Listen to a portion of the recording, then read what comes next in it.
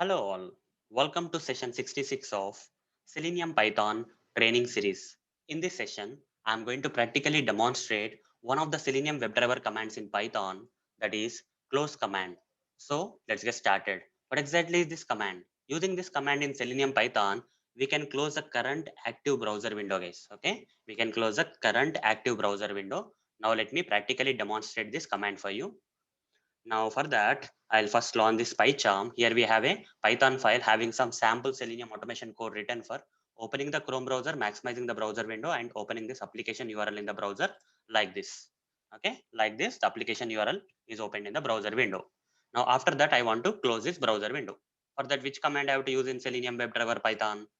Close command. So how to use? I have to write like this: driver dot close. That's it. Okay, this will close the current active browser window. Now let me run this code. Let's see this practically, guys. We'll open the browser window, maximize the browser, open the application URL in the browser, and we'll close the browser window. Okay, this command is closing the browser window. Hope guys you understood what is the purpose of this close command in Selenium Python. So that's it, guys. See you in the next video session. Thank you. Bye.